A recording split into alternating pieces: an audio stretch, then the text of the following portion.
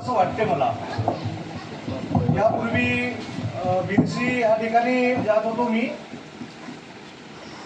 आनंदाची गोष्ट आहे की आपल्या गावात जो जनसमुदाय आहे, आपले भाविक आहेत, त्यांनी हा कार्यक्रम आयोजित केला आहे। हा कार्यक्रम आयोजित करण्याचा मागचा उद्देश हा असतो की आपण जे संघटित जे समाज आहे, कुठेतरी असंघटित झालेला आहे असल्यामुळे समाज असूनही एकत्र येत नाही। कार्यक्रमाच्या माध्यमातून एकत्र येणे आणि भगवान बिरसा मुंडा यांची जयंती निमित्त विविध कार्यक्रम साजरे करून आपण आज या देशामध्ये आणि या समाजामध्ये आज आहोत आणि आम्ही कार्य आमचे अविरत सुरू आहेत, हा एक मोठा उद्देश असतो। मालीमध्ये हा कार्यक्रम आज होत आहे, त्यासाठी मी समितीचे आभार व्यक्त करतो आणि त्यांची प्रशंसा पण करतो।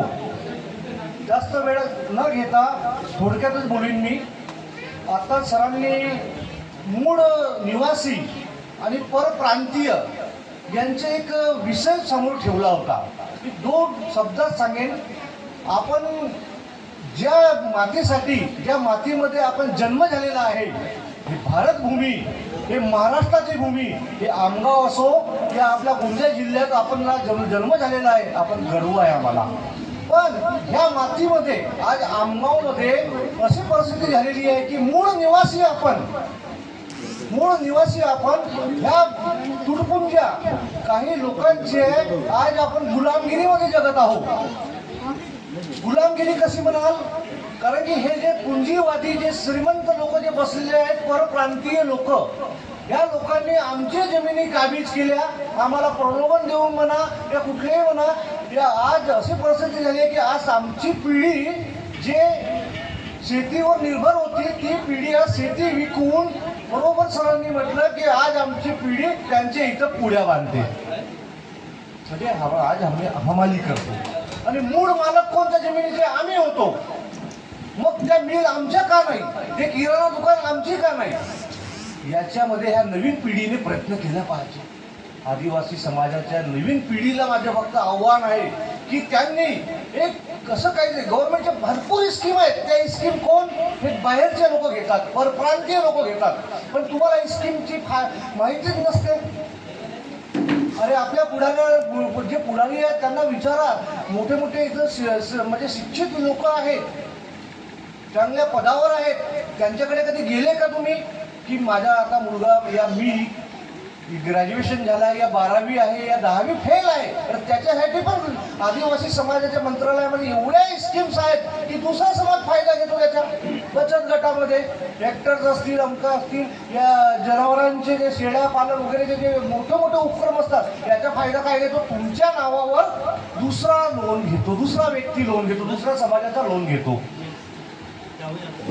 पण तुम्ही एक काम करा ना, या मोठ्या मोठ्या आहेत इथे तज्ञ लोक, या गव्हर्नमेंट तहसीलदारला विचारा, तहसीलदार मॅडम आहेत कांबळे मॅडम, त्यांना मोनिका कांबळे, त्यांना विचारा की आमच्या हक्काच्या आम्हाला योजना सांगा, महिला बचत गटांच्या योजना सांगा। ह्या सगळ्या योजना तुम्हाला तिथं गेल्यावरच कळेल। फक्त एवढं लक्ष द्या की समोर आपली पिढी कुठंतरी चांगल्या मार्गावर आणि चांगल्या व्यवस्थित याच्यामध्ये आर्थिक पाठबळात उभी राहील, कशी उभी राहील। नाही तर नाही गेलं आपण तर ह्या योजना इतर लोक खातील, पैसा परत जातो आणि आपण त्याच ठिकाणी त्याच मार्गावर राहतो। हा महत्त्वाचा भाग आहे। फक्त एवढीच विनंती आहे की कुठेतरी शासकीय योजनांचा लाभ घ्या, आपल्याला एकदम आर्थिक मजबूत करा, आपली पिढी, समोरची पिढी पंगू बनवून देऊ नका। कारण की हे जे परप्रांतीय लोक जे आज बसलेले आहेत, हे तुम्हाला तुमच्या पिढीला गुलामगिरीमध्ये ठेवतील, तुम्हाला समोर वाढू देणार नाही। म्हणून भरपूर स्कीम्स आहेत, व्यापार करा, व्यापारामध्ये भरपूर, कारण लोक कोणाचे आहेत? लोक आपले जाऊन आपण ग्राहक, परप्रांतीय 10 घरं असतील फक्त, आपण तर हजारोच्या संख्येत आहोत, म्हणजे आपण ग्राहक तरी श्रीमंत ते। म्हणून तुम्ही श्रीमंत बना, चांगले कर्तव्यवान बना आणि मुलींना एकच आहे, शिक्षणाकडे लक्ष द्या बेटा। शिक्षणात भरपूर सुविधा आहेत तुमच्यासाठी, तुमच्याकरिता, म्हणून शिक्षण हा महत्त्वाचा भाग आहे। शिक्षण आहे तुमच्याकडे तर सर्व काही आहे तुमच्याकडे।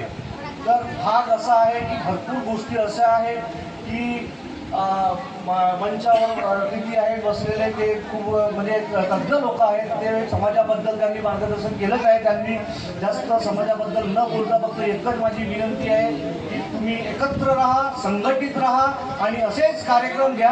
आणि या कार्यक्रमाच्या हार्दिक हार्दिक सर्वांना शुभेच्छा माझ्याकडून.